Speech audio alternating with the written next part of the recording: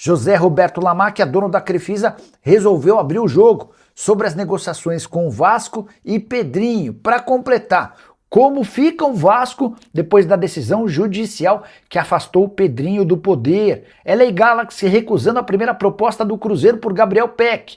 Tudo sobre Brasil e Escócia. Tem também briga por audiência na televisão brasileira, últimas de mercado, bastidores, finanças e muito mais. Fala aí pessoal, sou Jorge Nicola, bem-vindos a mais um vídeo do canal, sempre bom ter vocês por aqui. Sem perder tempo, pedir para deixar like, se inscrever no canal e ativar as notificações antes das notícias. E o Los Angeles Galaxy recusou a primeira proposta do Cruzeiro por Gabriel Peck. A oferta cruzeirense, feita na semana passada, era de 8 milhões de dólares. Isso equivale a mais ou menos 41 milhões de reais. O Cruzeiro queria ficar com 100% dos direitos econômicos do meio atacante, que tem ótimos números na Major League Soccer.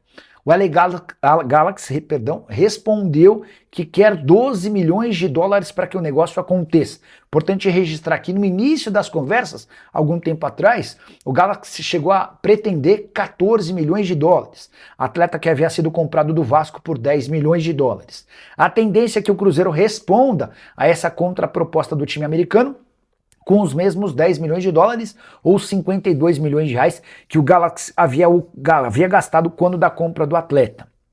Existe a chance de o negócio avançar, mas a diferença hoje é relativamente alta. Vale contar ainda que o Bahia é outro que monitora de perto os passos do Gabriel Peck, ainda sem proposta. Quero te contar como é que fica o Vasco a partir do afastamento via justiça de Pedrinho da SAF Cruz Maltina. É importante dizer que a decisão da justiça, que é preliminar, ela não afasta ela não tira o controle da SAF das mãos da Associação do Vasco. O que ela faz foi afastar o Conselho de Administração a pedido de um grupo de sócios e conselheiros do Vasco que é contra a venda da SAF para Marcos Lamacchia. No dia do futebol, perceberam-se até agora poucas mudanças. As coisas seguem sendo tocadas exatamente da mesma maneira. E você deve estar se perguntando, tá bom, mas e em relação a reforços, a renovações de contrato, a busca por técnico? Tudo isso, na teoria, segue o mesmo praxe, embora agora qualquer decisão precise passar por uma análise técnica da interventora chamada Samantha Longo.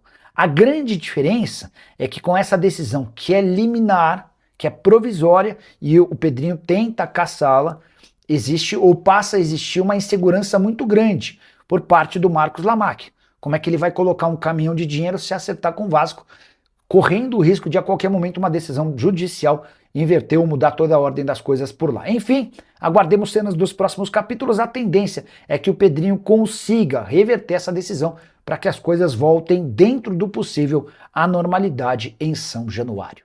E José Roberto Lamacchia, dono da Crefisa, enfim se posicionou de forma pública sobre a negociação do seu filho para a compra da SAF do Vasco. E ficou bem claro que não é só Marcos Lamacchia quem está interessado em comprar o clube.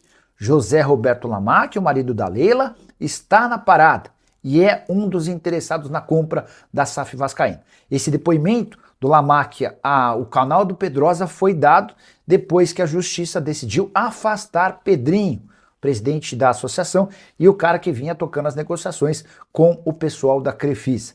Abre aspas para o Lamacchia: eles querem o poder, mas eu e meu filho vamos reerguer o Vasco. É o Lamacchia se referindo a um grupo político que pediu na justiça o afastamento do Pedrinho e acabou conseguindo, ainda que de forma provisória. A expectativa das pessoas ligadas ao Pedrinho é de que essa ação caia até sexta-feira, permitindo que o Pedrinho reassuma com todos os poderes o clube e a venda da SAF.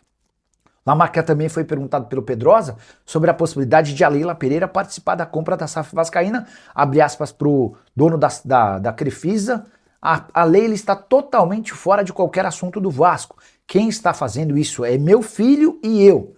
Estou abrindo meu coração. Já estamos prontos. Iríamos colocar 500 milhões assumindo todo o problema com o fluxo de caixa.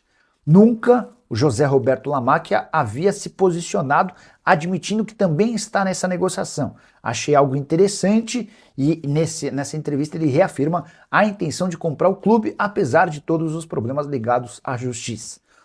Lamacchia chega a dizer que essa instabilidade, essa insegurança jurídica causam preocupação, mas conta também que já havia uma programação para que a SAF fosse oficialmente comprada por ele até o mês de julho, com direito a uma enorme festa, porque ele entende que o Vasco pode ser extremamente competitivo e voltar a brigar por títulos como na sua essência. Só para completar, registrar que em meio a tudo isso, o Vasco busca um técnico e busca reforços para o restante da temporada. Verdadeiro caos, causado por gente da oposição no Vasco que só quer estar no poder a qualquer custo. Agora sim, bora começar o vídeo para falar sobre a noite de gala de Vinícius Júnior, um dos principais atletas dessa Copa do Mundo. Com Messi, Haaland, Mbappé e Cristiano Ronaldo aparecendo e bem, dá para dizer que o Vini também tem deixado excelente impressão. Foi dele, ele marcou 2 dos 3 gols da vitória contra a Escócia por 3-0 na noite dessa quarta-feira. Dessa maneira o Vini já tem 4 gols marcados, 1 assistência e ele foi eleito o melhor da seleção nas 3 partidas que o Brasil disputou até aqui. 3-0 do Brasil não poderia ter sido melhor. Primeiro pela melhor atuação da seleção brasileira nessa Copa.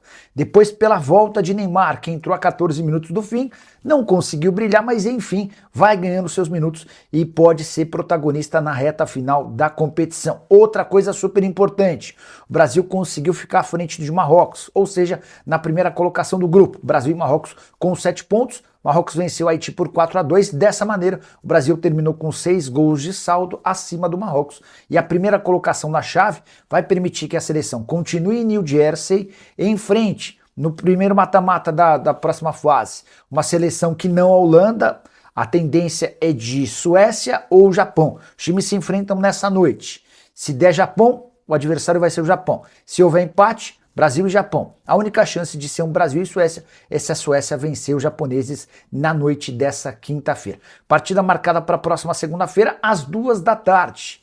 Queria destacar também outros jogadores que tiveram boa atuação na seleção brasileira nessa quarta-feira. Gostei da atuação do Alisson, que chegou sob desconfiança, o goleiro da seleção foi bem quando exigido. O meio-campo com Paquetá e Bruno Guimarães funcionou, na minha opinião, extremamente bem.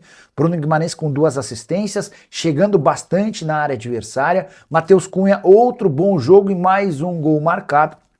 E o Ryan, que virou a opção para o lugar do Rafinha, também conseguiu jogar bem mais do que na partida contra o Haiti. Aos pouquinhos o Brasil vai se acertando e deixando a impressão de que pode ir longe, especialmente se não tiver adversários extremamente pesados pela frente.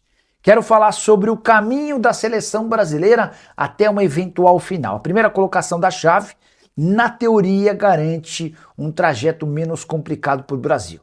Brasil estreia no mata-mata na próxima segunda-feira, às 2 da tarde, contra Japão ou Suécia. A chance de a Holanda ser a adversária do Brasil é muito pequena, isso só ocorreria se a Holanda conseguisse perder sua partida contra a Tunísia, marcada para essa quinta-feira. A Tunísia é o grande saco de pancadas do grupo, a Holanda tem tudo para ganhar e ganhar bem.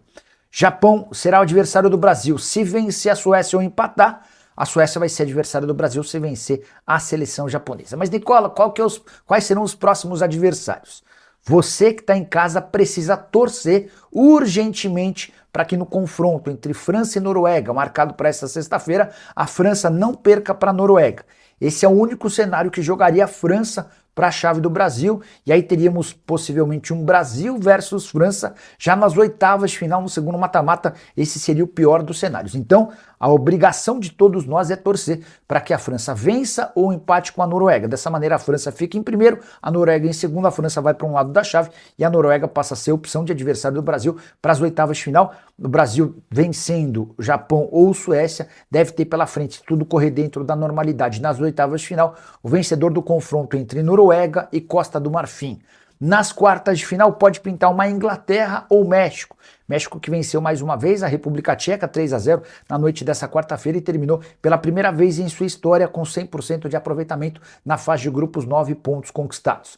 Numa semifinal, o Brasil pode ter Argentina ou Colômbia/Portugal. Há uma indefinição sobre o primeiro colocado do grupo de Portugal. Se Portugal vencer a Colômbia, fica em primeiro e pode cair nessa chave, enfrentando a Argentina nas quartas. Se não, poderemos ter um Colômbia e Argentina nas quartas. Ao que tudo indica, França e Espanha, os grandes favoritos ao título, devem ficar do outro lado da chave, enfrentando o Brasil apenas numa eventual final. Fala, rapaziada boa, beleza? Chegamos aqui com mais um giro de notícias atualizadas e exclusivos do Vasco da Gama nesta quinta-feira com muita emoção, com muita informação e muito mercado da bola.